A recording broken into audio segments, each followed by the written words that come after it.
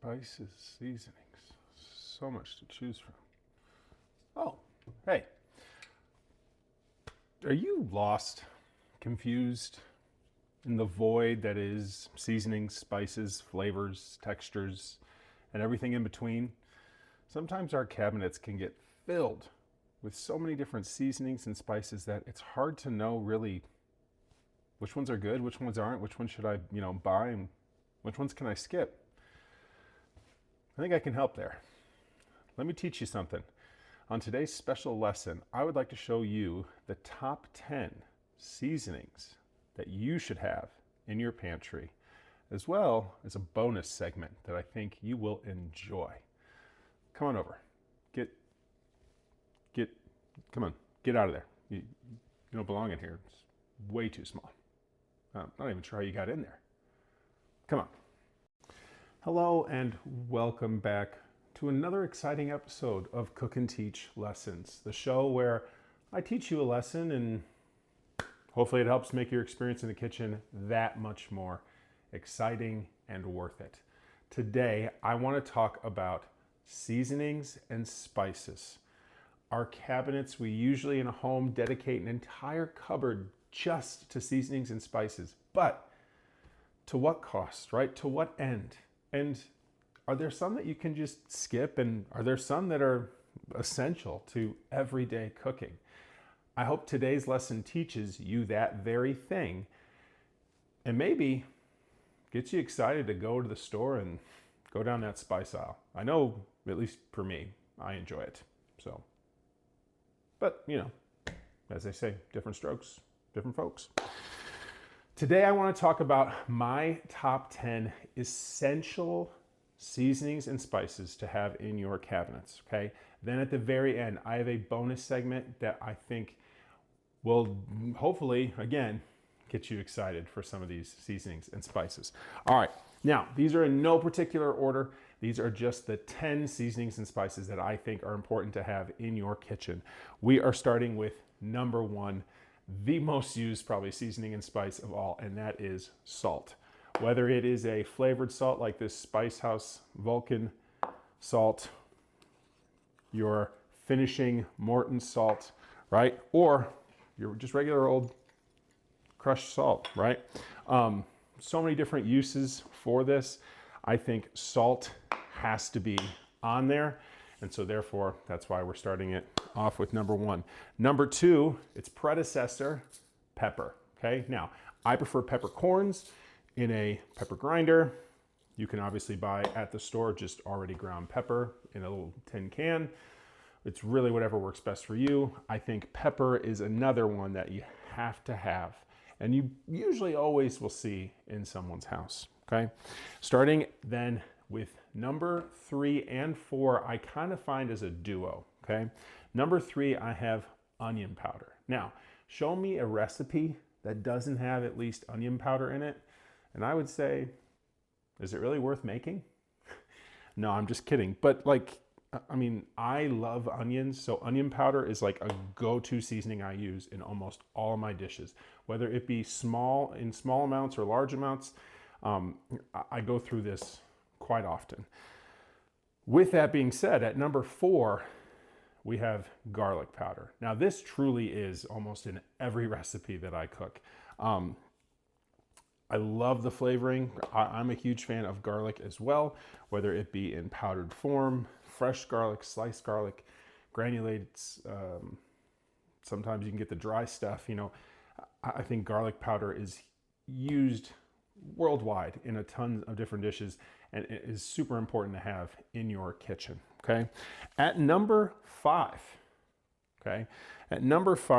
I have some sort of Italian seasoning, whether it just be dried basil leaves, oregano, or just a whole container of Italian seasoning. This is another one that I think not maybe used as much in a lot of dishes, but when you need it, right? Used in a lot of Italian dishes, obviously, with it being, Italian seasoning, but I think it does give it that more like earthiness to dishes, herbaceous, if you will. See what I did there? Herbaceous, not herbaceous. No. Okay. Anyways, moving on to number 6, we have sugar. Now, I get not really a spice or a seasoning, but I mean, have you ever like wanted to bake or do anything that is remotely sweet and said, thought we had sugar. Thought we had sugar, right? Literally almost in old TV shows, people are going next door to get, a cup of sugar. So sugar, definitely need it in the house, especially if you're baking, providing that sweet note. Following that up at number 7, I have cinnamon. Now, again, use probably more and more baking dishes, but put this over, a nice latte or a hot cup of coffee or cocoa, mix it in with your, any sort of chocolatey delight, cookies, breads. You gotta have at least, one small container of cinnamon. Additionally, cinnamon sticks are great for putting in broths, especially if you like a hot toddy. I know we're kind of out of that season, but cinnamon at number 7, okay? At number 8, I have some sort of bouillon, poultry, or beef type seasonings, okay? These are great for broths, especially if you don't have like chicken broth or stock, or you're not making your own at home, right? This is a quick, throw it in with some water, you got yourself a stock, okay? Definitely something I would use a little bit more maybe for like the winter time, okay, or the holidays, but definitely something to just have on hand. These bouillon cubes are great. They come pre-wrapped, whether it be beef or chicken, you're set and ready to go. All right, at number 9, baking powder. Now, I know what you're thinking, kind of like with the sugar.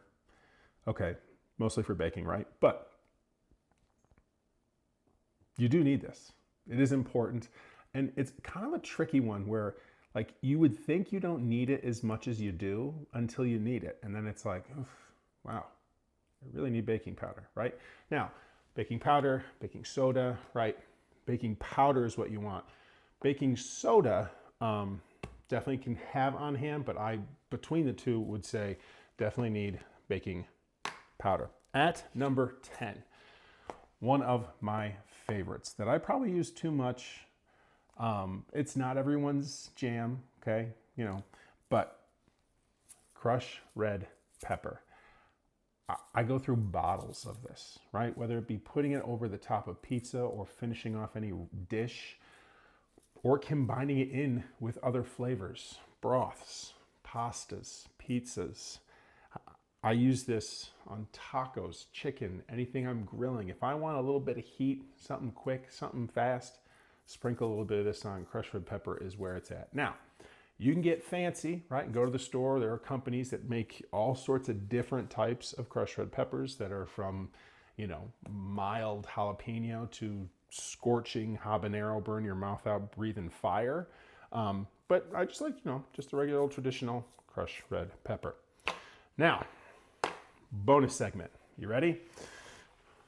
I've got 5 more that aren't necessarily traditional spices and seasonings, but I still think are important to have in your house, okay?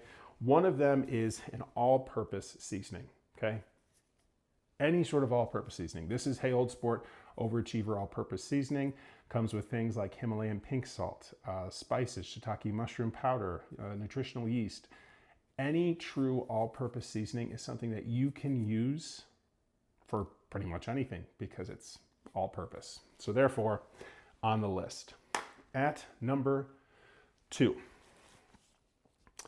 any sort of seasoning or spice that goes with a particular type of cuisine, okay?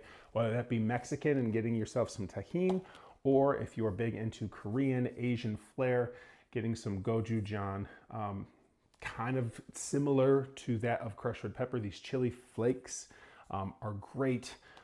I'm a big Asian cuisine person, so like I use this regularly. We eat quite a bit of Mexican, so therefore the tahini. Again, not necessarily a necessity, but if you want to explore different cuisines, different types of flavors and textures, these are great to have on hand. These are great for gifts. If you have somebody that loves to be in the kitchen, buy them, put them in your cabinet, use them when you're making those dishes. Okay, number 3. Now, ground cumin, I almost put this in our top 10. The only reason why I didn't is because it's not maybe used as much as you would think. I do use this in a lot of Mexican, I do use this on a lot of chicken dishes, but not as much as you would think. I know a lot of us would look at that and be like, oh, you know, that seems like a regular spice to have on hand. Important, yes. Essential, I don't think so. All right, at number 4, anything that'll give you some heat. Chili powder, obviously, great for chilies, great for that spice, that bright red flavor. I'm also a big fan of ground cayenne pepper. I think that also provides kind of a more bright and vibrant color to dishes, and definitely when used appropriately in the correct amount, I think adds a wonderful flavor to all dishes. Finally, another big one that I use bottles of, and that is ground turmeric, only just slightly edging out ground ginger. Turmeric has a ton of health benefits. I throw a little bit of this in pretty much everything I make. Now, the one downside is that this stuff will stain the crap out of your hands and pretty much anything it touches. It does have a very earthy color, kind of a more spicy, mustardy type color, but great health benefits. I love the taste and texture, used in a lot of Indian and Asian cuisines. So I definitely go through this quite a bit, but still I feel just as important. Thank you so much for watching. I hope you learn a thing or two on this special Cook and Teach Lessons episode on spices and seasonings. If anything, now you got to go check your cabinet and see what you got and what you need, and head to your local grocery store. Thank you again for watching. Don't forget to like, subscribe, smash all of those buttons.